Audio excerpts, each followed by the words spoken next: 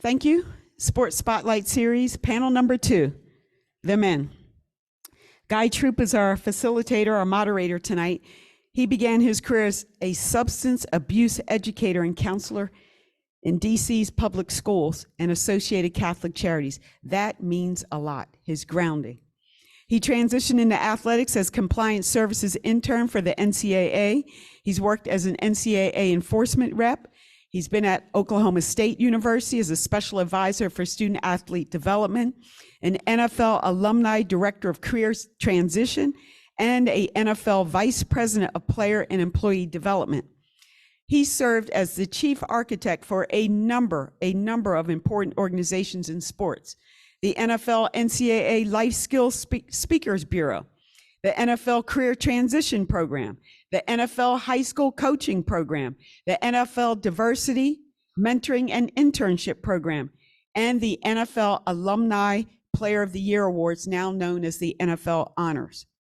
He's the founder and CEO of PNE, Players Networking Event, which you all are invited to tomorrow, Super Bowl weekend, and owner of the Black Wall Street Liquid Lounge Coffee Shop, which I love. And he's a board member of Sound Mind, Sound Body National Football Academy. Guy, I will turn it over to you to introduce your panel and get us started. Thank you. Thanks, Dr. Deb. It's a pleasure to be here. I know it's a long evening, but I'm honored to work with these elite athletes. The first gentleman I have is Jabari. Jabari has a distinguished athletics career. He was a defensive back at UNC, became all conference, got drafted by the Vikings, and like most athletes, transitioned after a short career, but a successful career. Jabari described his transition as a combination of injuries and decision making. And so I want to make sure we pull out everything that this man has around the cognitive functioning, the stages of development when he was a young athlete and where he is today. Give it up for Jabari. The next gentleman I have, he needs no introduction. We probably seen him on CBS Sports. He's been an avid supporter of mental health and trying to help athletes consider and think through the various stages. He was a great All-American player at Notre Dame. There's a mob kind of thing going on every time you meet one of those guys. Super Bowl champion with the Green Bay Packers. I played in 2 Super Bowls. A bruiser of an athlete, but a nice, kind, gentle soul. Please give it up for Aaron. Yeah. And I purposely just want to make this as intimate as possible. I know for certain that you know their first and their last name and all their credentials, but I was just taught, you know, if you can take credentials out of conversations, and I was also told that the sweetest thing you can ever hear is your own name.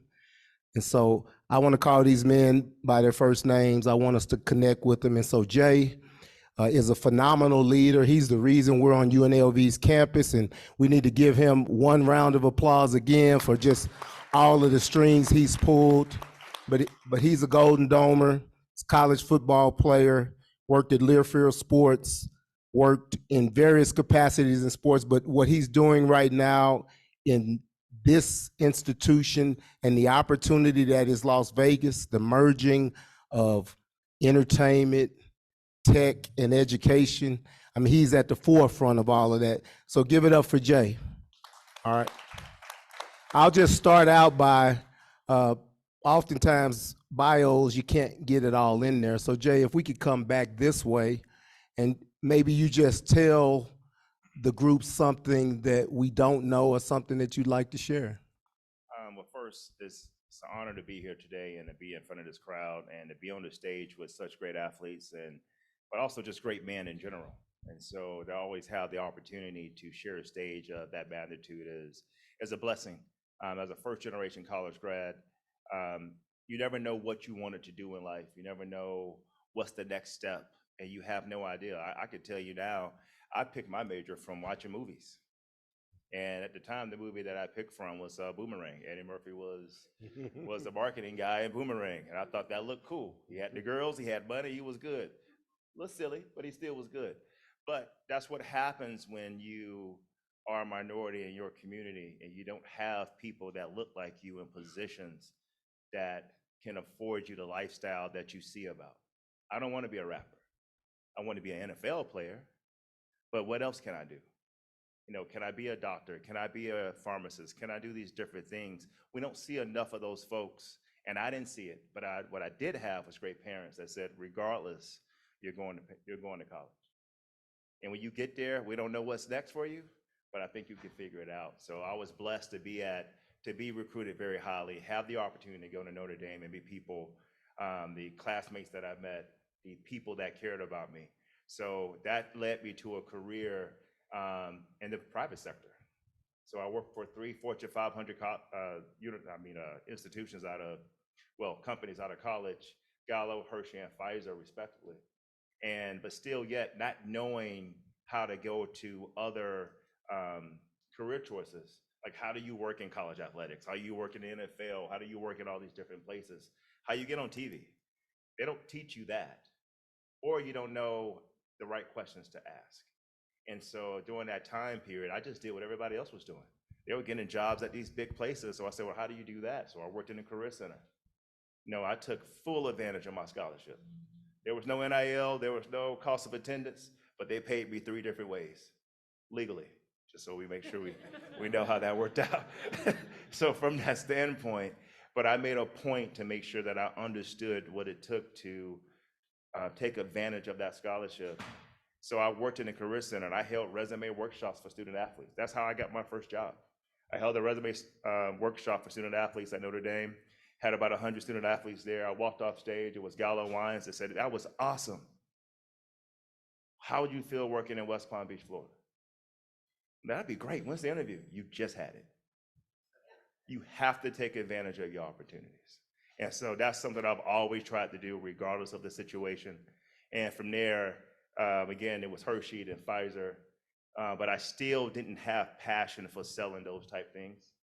So I wanted to know, how can I take these relationship management skills and move them to something I was passionate about? And that's really, I was passionate about people that look like us, look like you. People, how do you get scholarships? I learned about fundraising.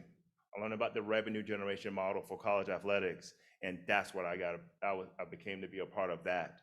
And I want to be a mouthpiece for others and generate that revenue so they can go to school, they can have college degrees and go from that standpoint. So I'll leave it at that. Man. You gotta go, man. Man, the question was something else about a little context, basically. I've had a colorful journey, I guess, to get here. It started out rough. I had a childhood of lived experiences that a lot of us experienced. It included childhood divorce and an absentee dad who I now have a great relationship with and have rekindled. That's a story that's ended very, very happily. Physical abuse, sexual abuse, abandonment, being the new kid in school. We moved every 2 years, so it was new friends, new teachers, new rules, new everything. I had identity issues because I didn't feel black enough, I didn't feel white enough. I felt too black, I felt too white. And I received a lot of messages in the world early on that led me to believe that I misunderstood that I didn't have value or worth. So a lot of what motivated me and drove me early on was to be a part of, to fit in, to belong, just to be enough to anybody, somebody. So I had a mother that was college educated, and she would talk to me a lot about, what it is I wanted to do and when I got older and where I was going to go to college, not if I wanted to go. And it was just, presumed that was going to take place.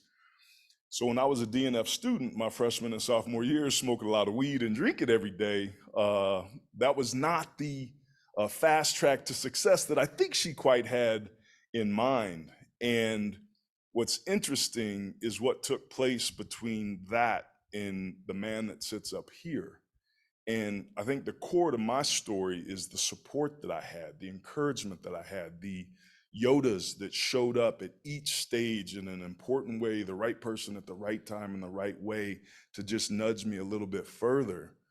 And it's interesting because when the last panel was here, I felt emotions starting to come up, and I was like, man, that's interesting that's starting to hit me. And I just have a profound gratitude for finding ways to fail my way to the top, to be a meaningful part of meaningful teams, sports and athletics. When I named what it is I wanted to do, invisible doors started to open. I worked hard, everybody worked hard, but they got this much better, I got that much better, and it just kind of effortlessly fell into place until I retired. And that was an identity crisis, again, of me going through this hero's journey, my own little version of it, of who am I without this thing that I've done forever? How do I matter? How do I make a difference? How do I feel purposeful? How do I feel significant?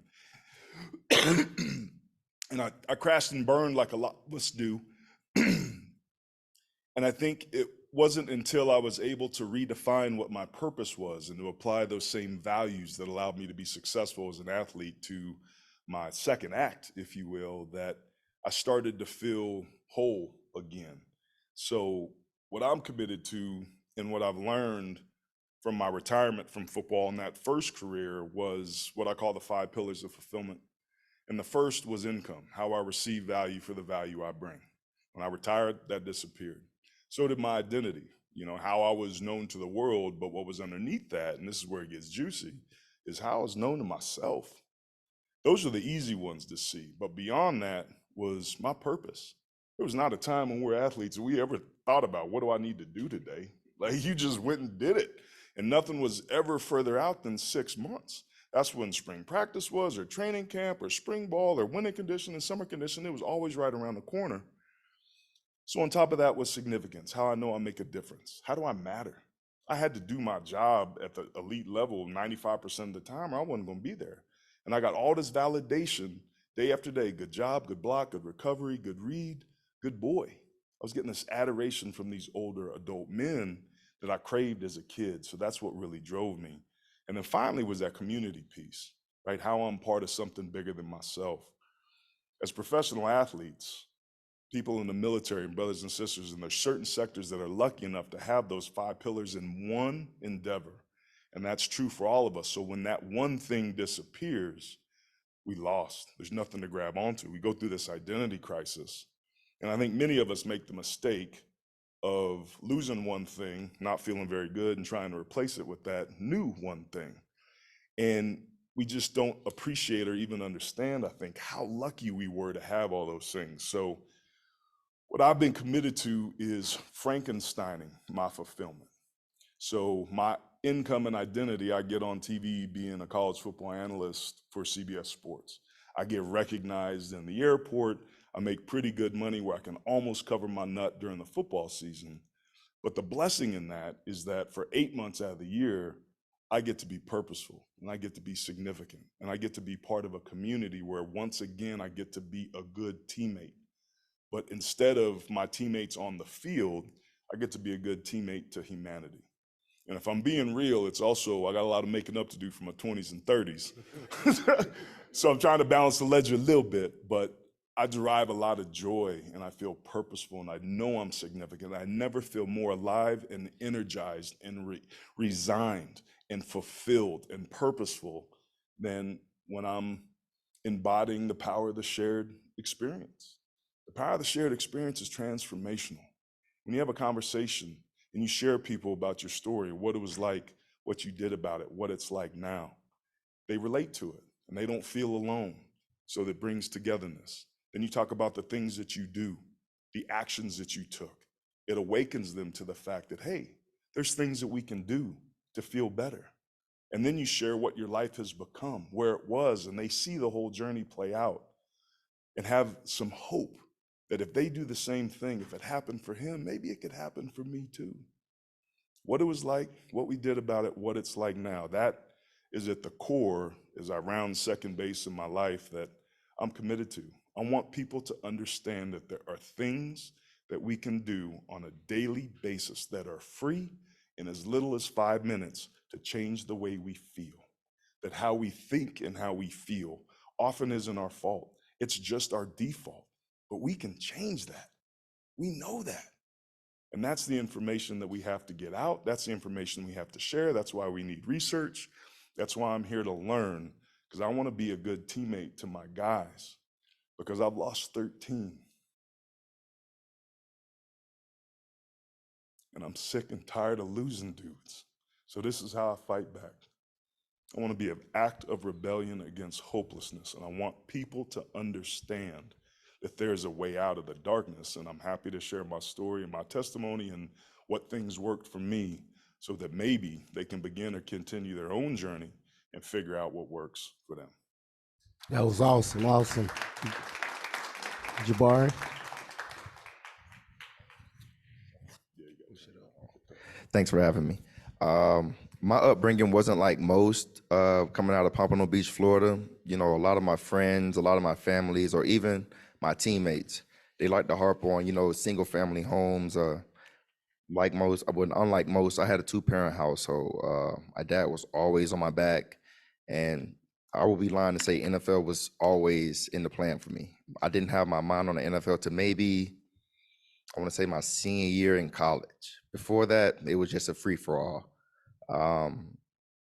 Yeah, high school was pretty standard for me. I just kind of wanted to go to college, but like most families, we didn't have that kind of money. My mom always told me, I'll never forget this. She said, if you don't get a scholarship, you're going to the Army, son. So I used to always hear that in the weight room. I'm like, oh no, I got to get this 225 up. I got to lift this 415. So I always had that motivation factor in my back pocket, but she was always a good resource for me as far as pushing me to what I didn't think I could accomplish. Fast forward, I was at North Carolina at Chapel Hill around a whole bunch of guys from a whole bunch of different walks of life. Temptation was at an all-time high, you know, drinking, you know, sex, drugs, all of those things were exposed to me. And, you know, I would be lying, say I didn't take part, but, you know, I had to fall back on my upbringing, which put me back on track. That was my freshman year. Sophomore year, Butch Davis, he sat me down and he told me I was only here by the grace of God. And I agreed with him. I had a lot going on in my life at the time. And yeah, thankfully so, I pulled through. Carolina was an awesome time for me, and it helped build me to the man I am today. I was drafted to the Minnesota Vikings my senior year in 2014.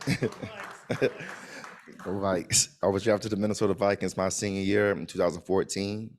And yeah, I just thought like this was going to be like that cliche story that you see on TV, green room and happily ever after.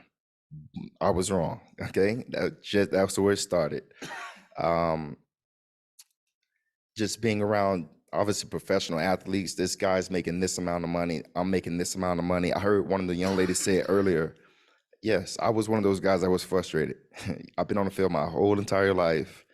Now I'm on the bench. Now I'm not good enough. Now that results in me in the club every night. Now I'm in the strip club. Now I'm buying drinks. Now I'm doing things that's not me. You know, so I went on this roller coaster all throughout life, embarrassed, you know, and then embarrassment ended up pushing me to all the way up until 2020. You know, I was released from the Vikings in 2017, and what's not talked about most is the transition from playing to not playing. Again, the drugs started again. The drinking started again. We're back on the roller coaster. And what pulled me closer to, you know, myself and within God was just camaraderie. I had guys in the NFL calling, hey man, let's go to that athletes outreach. What was it? In Orlando. Let's go this weekend, or let's go to Chapel this weekend, or let's come to Charlotte. Let me talk to you. So I had guys reaching out to me and pushing me to help.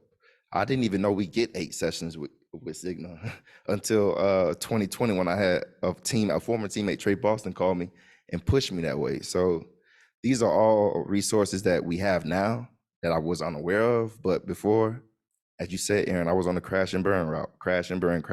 And I'm not embarrassed, but it kind of shaped me to where I am today. But I also take pride in it today.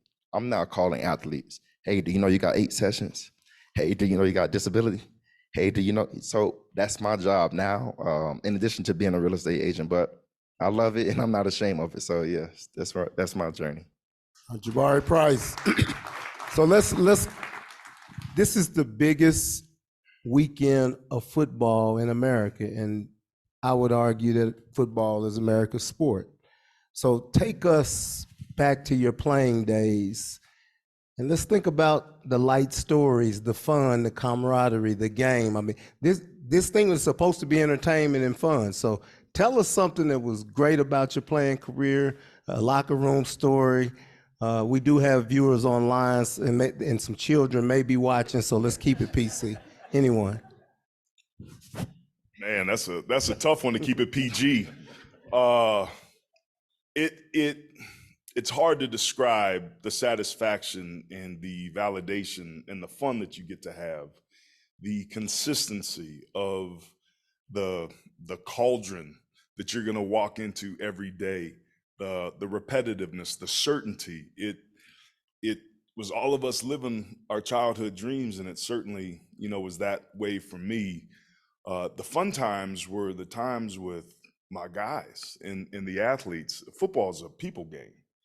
And I don't think about what happened on Sunday, and I remember certain plays about Super Bowls. But I remember bus rides in college where the back window falls out going to the stadium, and a couple of the young freshmen wanted to see what was going to happen. They didn't get to play, and sorry, online audience, but seeing one of my former coaches in the shower was traumatizing, and how hard we laughed about that, about the way that his body looked. And I mean, like the silly, I know what stupid, coach that was. yes, I've told you that story. Is unbelievable. I cannot unsee it. But those are the moments. It's just like the little things on a daily basis that take place, that we're grown men playing a child's game, and we're the apple in everybody's eye. Everybody would trade places with us and do what we do. And it felt good to be different. It felt good to be elite. It felt good to move a man from point A to point B against his will. And it was validating, man. It's the greatest game I've ever played, and it's taught me more about myself, but also just the things that I enjoyed and missed the most is being around my dudes, and what that experience was like when we were walking to or from the facility, if you will. I would add on to that, and I know some of those same stories you're talking about, considering we had that same coach. It's very traumatizing. Yes. But at the same time, when you look at, to your point, it's about those connections, right?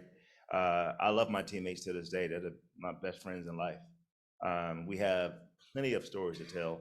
Some we can never tell, but even if I tried to tell you, you wouldn't probably believe those stories, right? I know there's some people in the crowd that probably have some of the same stories just by the looks on your faces. But it's one of those situations where if without those opportunities and those experiences, it doesn't shape you to who you are today. It makes you really understand and really appreciate the things that you have and what you're doing. And to your point, Aaron, it's to walk into a room with your guys, and you're at an event, and it's not your event, but quickly it becomes your event. That's something some people don't understand what that feels like, and which is why that crash and burn you mentioned earlier, that transition is tough. It's tough when the light's not on you. And it's not a light like, hey, I'm in front of the camera on TV, or you're running touchdowns or running over someone, which is nothing's better than running over a DB, but sorry. But with that saying, it would be Jabari though. But with that said, there's nothing better than those experiences, but you have to understand that transition is difficult, because those lights come in so many different forms, whether it's through girls, money, access to things that you don't typically, most people don't get access to. Just walk up. They talk, it was funny, I was watching, when I was growing up, remember the Peter Work story back in the day at Florida State? Oh, no, not even Peter Work, free shoes, as well as Jameis Winston getting free food at Publix. And I'm looking at the the thing, I'm going, my brother's here. I'm going, damn, I took free food home every Friday night in Tallahassee. How the hell did he get caught? And that's in high school. You know, I didn't, my parents always looked at me and said, what you bringing home for dinner tonight? And I just go drive around town and go, oh, I guess we'll go here. I walk into a mall and we went in the food court and it was, Mom, what do you want to eat? What do you mean? I know that person, that person, that person, that person. And that's all it took. And that carried on even to my 20s and 30s. And so but how do you use that and turn it into a skill? Right? I think that's something that we need to learn and kind of unpeel that back a little bit. Yeah, so you guys, I want to talk about it. You're entitled to many things. You have access to many things. So Jabari, just talk about the young mindset, you know, the new swag, the young guy walking into place after a big win, after making big plays, All-American, All-Conference. Just talk about that for a bit. Oh yeah, that's a different kind of high there. You know, that lasts for weeks. Even though coach said it lasts for 24 hours, it lasts for weeks for me. So it's also deceptive. I had a good coach by the name of Dan Dish. He always told me and always reminded me not to smell my own funk.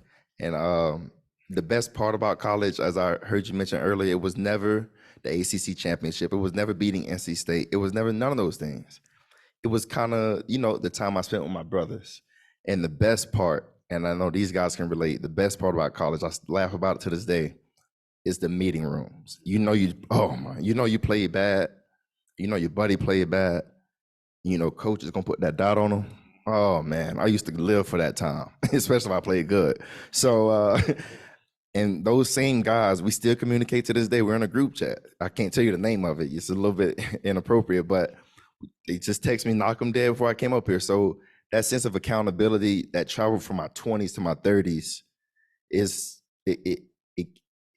it kept me on top. You know, it kept me from falling back into my old ways, and it kept me as Jabari Price. And yeah, though not to stray away from your question, but yeah, that high is something that needs to be watched and needs to be studied. But yeah, that was me. And so when we talk about mental health, the need for support, the need for coaching, right now, and it's a twofold question, who are your coaches, on and off, professional coaches and personal coaches? Who do you trust the most? And if you hadn't become as great at football as you did, what might you be doing if you hadn't made it as far as you did? I'll start with, for me, as it relates to coaches professionally, I've had the honor of just keeping an open mind and learning. Like we have, as you may have heard earlier, our 11th president is Black at UNLV. And he's a hell of a mentor. And so I listen to people like that, but I'm also open to listen to people like Dr. Turner, Dr. Stroman, and I'm not afraid to be a mentee at any time. I don't feel like I know everything or aware of everything. So my mentors keep growing from that standpoint, that I try to make sure I pass that on to, I introduced my team earlier, and try to pass that on and keep them involved in what we're doing.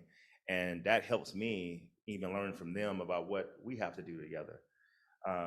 Then my parents keep me accountable, and at the same time, keep me humble. I talk to my parents darn near every day, just so I can, one, appreciate where I'm at, but also let them know that, hey, your baby's okay, right? And to go from that aspect of it, I think it just gets to a point where you just need to be able to have those friends, your accountability partners.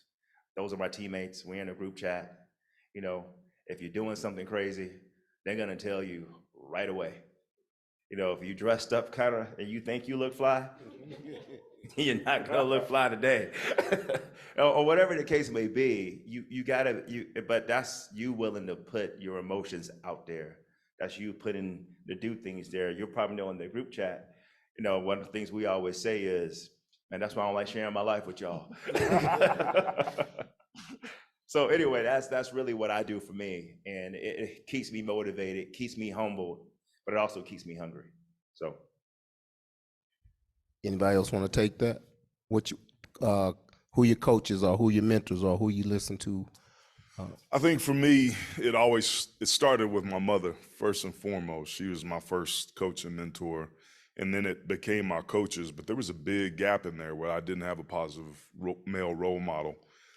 So my junior year in high school, I played for a man by the name of Bob Ladouceur, who, whether he wanted to or not, he became a father figure for me. The guy I was scared of, but that I trusted had what was in my best interest. So I took his suggestions when I was voluntold to do something.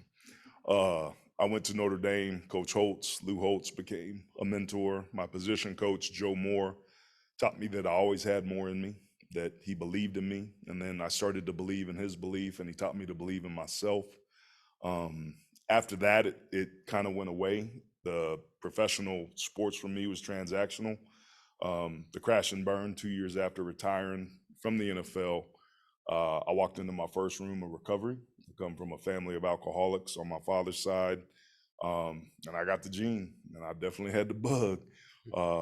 So my sponsor for 20 plus years was maybe the greatest mentor I ever had. Unconditional love, never told me what to do, but always had a story that would give me something to think about, that would help me make a decision. And he passed away.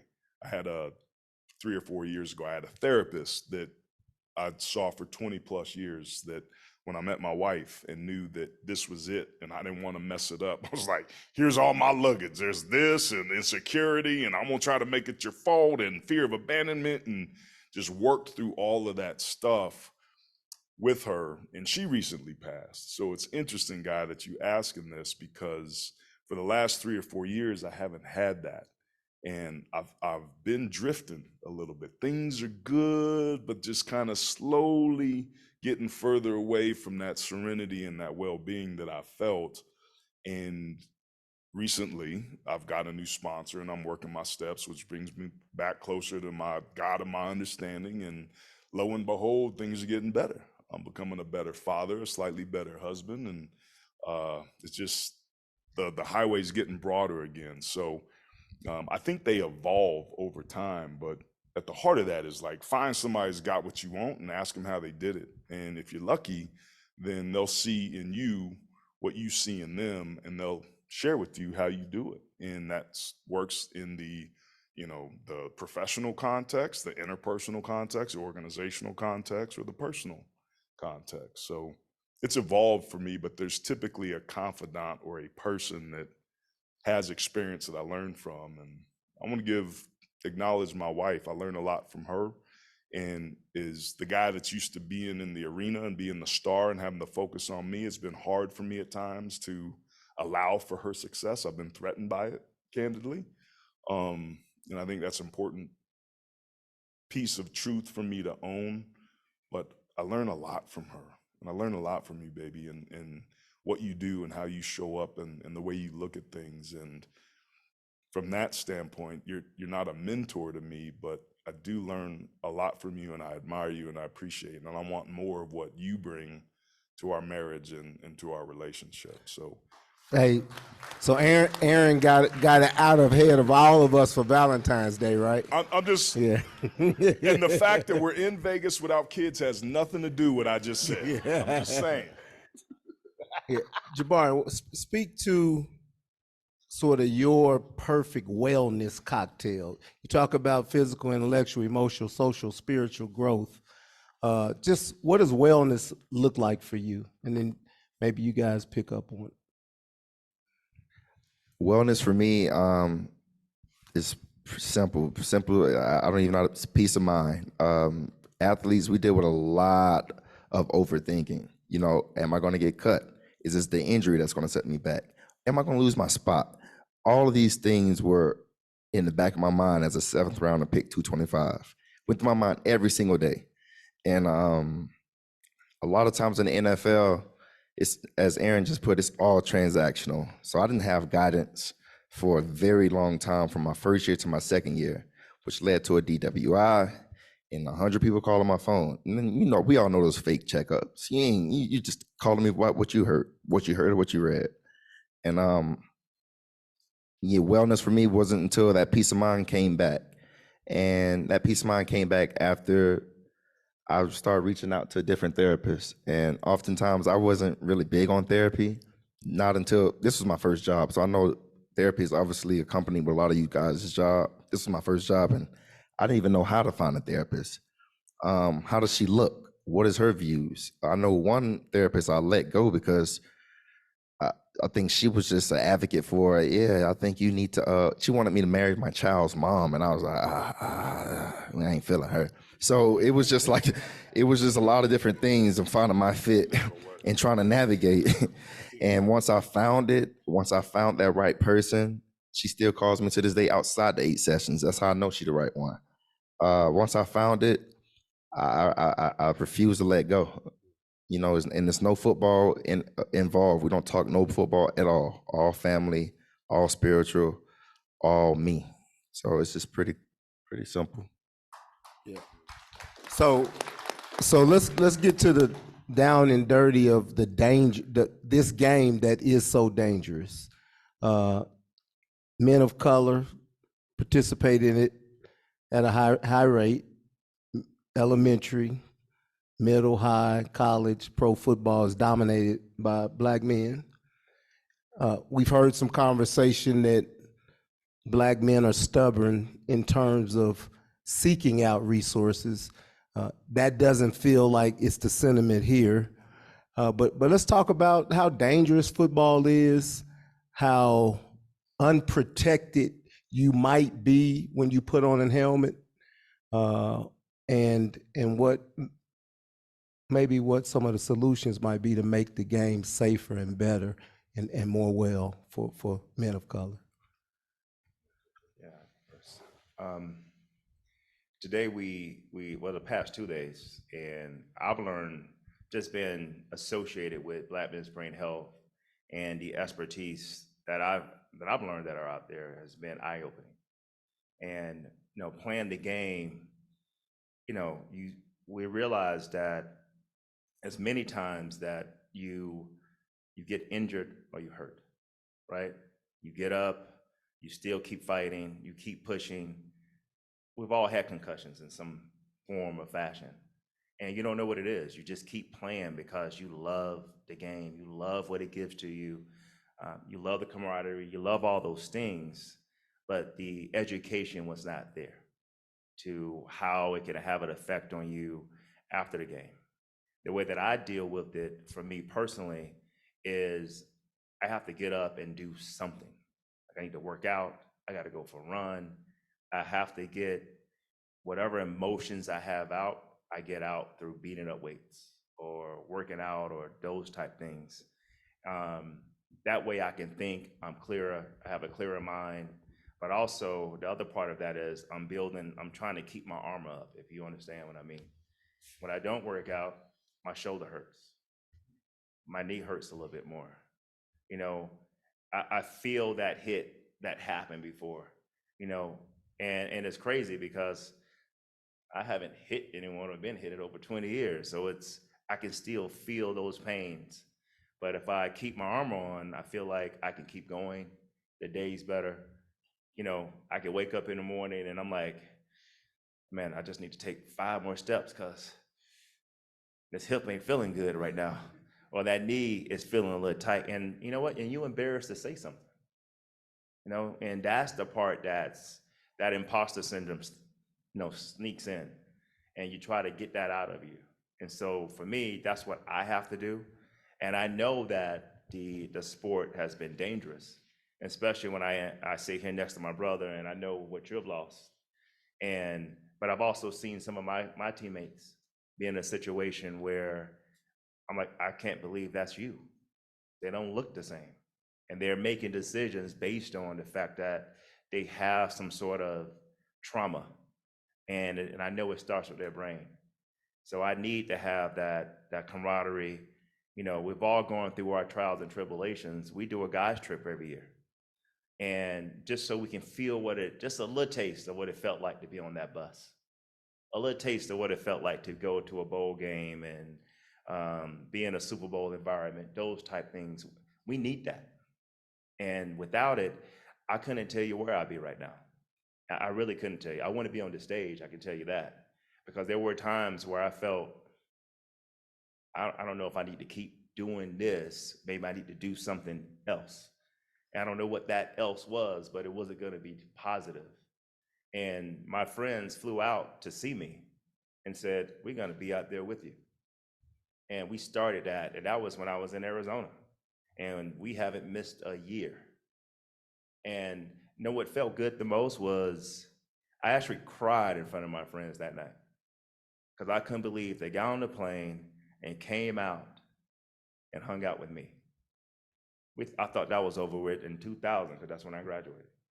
So that's really how I look at it. I think you gotta have your soldiers with you, and you gotta keep adding to it, and you're gonna meet different soldiers. I'm proud to say now, I got soldiers on this stage now. I got soldiers out there I can count on and call, and I'm really happy that there's people working for us, by us, in this field. So to me, that's all encouraging. So I'd like you guys to maybe start formulating a few questions. I want to acknowledge someone that I think is critical to this vision that Dr. Turner and Dr. Deb had is Ron Rice. I'd see him right there. Ron is a former Detroit Lion running back and has worked in safety. I'm sorry. I always, yeah. Right. You be right. I've done that 3 times to you, Ron. I'm gonna get it right. But just give a hand to Ron because he really helped to shape this entire thing. So we're rounding the bases, and I'd like to just think about solutions to the challenge of brain health in football. And so if you were speaking to the commissioner of the ACC or the Big 12 or Roger Goodell or an ownership group, what would you really message to them about brain health and wellness?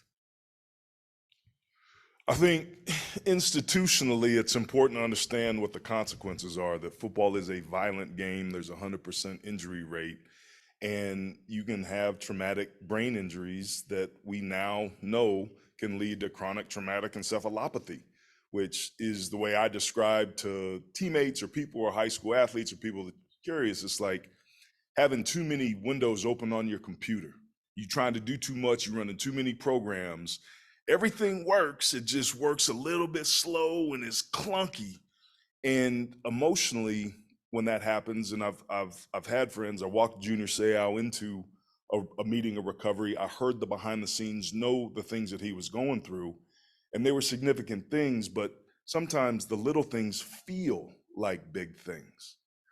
And feelings aren't facts, but when you have neurocognitive impairment, it's important to understand that you don't necessarily think clearly. So you don't know what it is, you don't know what the risks and the dangers are. So having transparency about what that is important. There's the same inherent distrust of labor to management as there is within the Black community with the medical establishment. Like, nobody's gonna pick up the phone that says 1-800 call NFL drug. Like, you ain't gonna get me on tape. So I think that's the first thing, is transparency. I think it's also education as we go down the ladder. Professional athletes, we now know, right? It's implied consent. If you're there, you know you at a risk.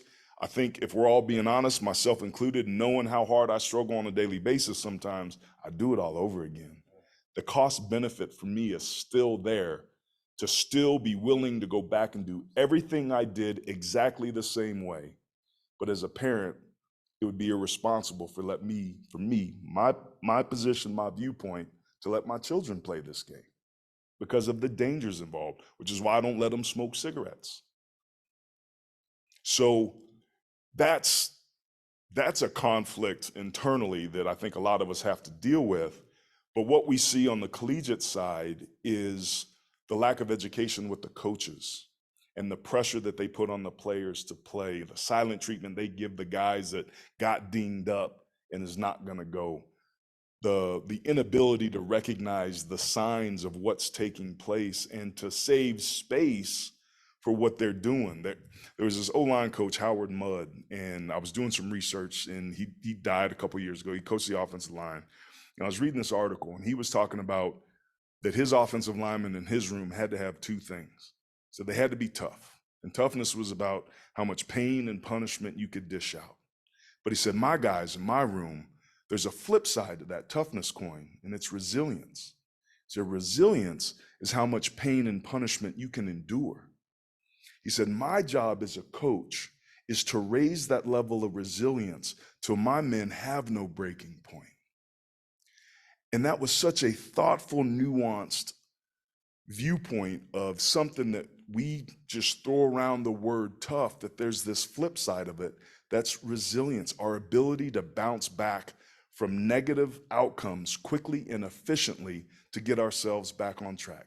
That doesn't mean avoid them. That doesn't mean act like they don't happen. But when they do, how quickly can we bounce back? How do we fall less far, less quickly so that we can get back up? That's resiliency. We don't develop that. We don't even talk about it. So having some education around brain and mind health, which is really health.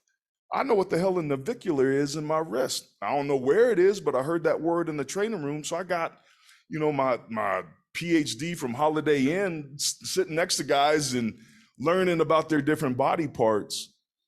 So what happens with our brains and what needs to take place secondarily, there's an education that needs to take place there as well, in my opinion. And you mentioned solutions, and that's where I'm at. Like, I don't care if you were hugged too much or not enough as a kid. What are you doing about it? There is no emotion that's so intense can't be slightly lessened. And there's no set of circumstances that are so dire that they can't just be a little bit improved.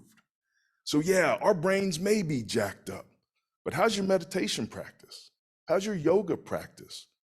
Are you familiar with breath work? What about intentional cold immersion and learning to calm your central nervous system using replicatable, safe stress, where you can sit and take the cold for 1 minute and then 2 minutes and then 3 minutes, and then finally be in that water and say to yourself, I'm uncomfortable but safe. I'm uncomfortable but safe. And to use your breath as a way to calm your body and make your body feel better. Those are the sorts of things that I'm starting to share with the world and go to the mountaintop, because those are the things I do. Having a mental health hygiene morning routine. To me, it's putting my helmet and shoulder pads on.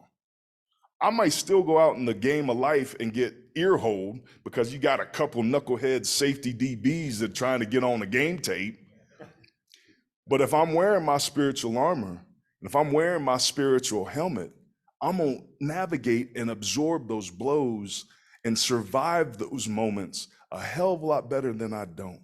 And if I wait till mid-morning to meditate or to pray or to write in my journal or to gratitude journal, gratitude is the elixir to all that ails us, because it makes whatever it is we have enough.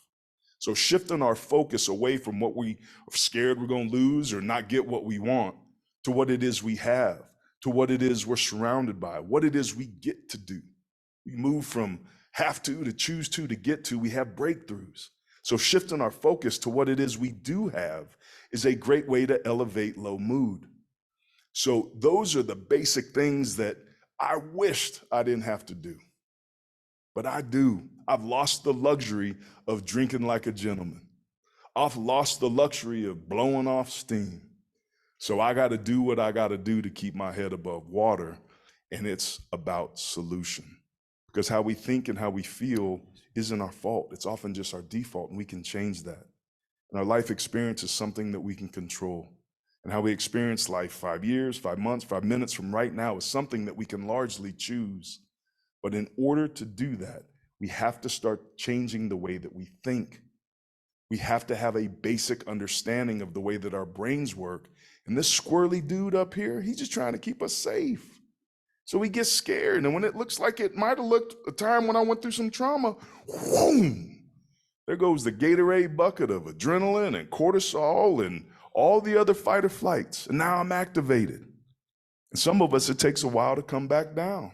I've got compromised blood flow to my amygdala. So when my switch gets flipped, them thoughts stay dark and it takes a while. But I go out to the backyard and I pray and I meditate. I call a friend and I do something, because there are things that we can do to feel better in as little as 5 minutes. And I hate that I have to work so hard, but those solutions are available to us. They're free, they're accessible. And it's hard work feeling the way we feel, or it's hard work being willing to get vulnerable and step into that discomfort and do the work necessary to get better. So what you gonna do? Aaron gave a plethora of solutions. I mean, personal skill set in getting through trauma, getting to wellness and wholeness. So, Jabari and Jay, can you speak to the conversation that you think needs to happen with your position coach about how you wake up that day in the meeting room and in practice? I think there's a lot of intimacy that takes place with your position coach, but we're not talking about wellness and mental health and safety with our supervisor very often, to his point. Can I add to that last question just real quick? You said solutions, right? Yeah. So I'm just gonna peel the onion back just a little bit here, right? And solutions for all of our student athletes, whether you're football, soccer, cheerleading, doesn't matter, basketball, concussions can happen, CTE can happen, transition is hard. I think right now what we're seeing is a lack of leadership, whether it's a coach, whether it's the director of athletics, whether it's the NCAA. There's not enough leadership. They can't even all right, let me make sure the young kids around, they can't make a decision on a transfer portal. You can't make a decision on NIL. We've got Black Men's Brain Health Conference 3 years running. Where's the athletic directors? Where's NCAA at? What are they doing? But they say they care about us. You don't care about us, because I don't see enough of us in positions of power to make decisions. So if you really cared about us, because most of us are playing the game, hire more of us. Why does a head coach at a HBCU got to now be a position coach just to get to the Power 5 after they won a national championship? Explain that to me. Is the game that different from HBCU? Our biggest stars and heroes from football that excited us came from HBCUs. They didn't come from Alabama. Not the ones we're talking about. I'm talking about Hall of Famers, right? Because they didn't want to go to Miami and get those Hall of Famers back then, right? So my thing is, what are you doing right now? If you know there's a problem, why are you not getting educated? Why they're not here? They should be here. The room should be filled with NCAA folks. Where are you? If you say you care, where are you? And you have the money. You just broke another record in money. Why can't you put an insurance plan for our young people? We have a lack of insurance in Black America. Why can't you put an insurance plan there to make sure that when those kids graduate, they have something they can fall back on, at least a little bit of help for the first 3 to 5 years? Do something. Why are we standing up here? You're not here giving us solutions. You say you're smart, show us. I'll leave it at that. Jabari. We're gonna let Jabari close out, and if we got 1 or 2 questions, we'll close out the panel. Okay. Yeah. The conversation I'll probably have with my position coach will probably be creating a safe space for athletes. And I don't think it exists to this day. I know coming up through college and even the NFL, we were always scared to go to the player engagement guy or even the position coach guy, because we all knew that's going back to the head coach. And let's be real, I wasn't Adrian Peterson and I wasn't none of those guys, so I know you don't have any type of liking to me like that. So that rapport, I feel like, is very, very, very vital when you're talking about creating a safe space. And all these guys from different walks of life, 5-star, 4-star, 3-star, 2-star, you don't know how these guys are feeling. I know the 5-star that was in front of me, he was very entitled, okay? Didn't show up to practices or meetings like that. So once you kind of create that as a coach, and I coach now, and I can speak on this now. Once you create that, you're going to find out a lot about these guys. A lot of these guys are dealing with, these adult problems at a young age, 15, 16, 17 years old. And it's caused me to now get involved in, whether it's financially or even just showing up. And it's huge. It's huge. So I found that out talking to Butch Davis even yesterday. He's still a good mentor for me myself. Yeah, and those past coaches, I don't even speak to, ones from the NFL. I hate to even talk on that now, but those past coaches, the ones where no money was involved, the ones who's calling home, the ones who's checking up on me, those are my guys. So in order to create that, in order to get that, it's not something that can be purchased. You got to build that. Awesome. Well, hey, we appreciate you guys hanging in here with us. The online crowd, we want you to know that we're engaged here in Las Vegas. We'll have a little time to network as we exit the building, but I really want to thank you guys for your presence, showing that this topic is valuable and important to the Super Bowl weekend. I want to make sure you follow Black Men's Brain Health in the city, the Center for Sport and Analytic that Dr. Deb runs. A lot of great information. We appreciate you guys. Be safe, and we'll see you at next year's Super Bowl. Yeah.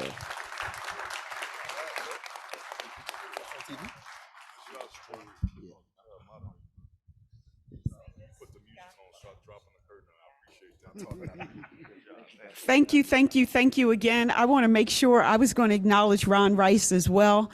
When you think about the spirit of this Sports Spotlights series, Ron Rice epitomizes that. Great leader, great friend. Want to thank Dr. Robert Turner for all his support and what he's done over the past 2 days with the Black Men's Brain Health.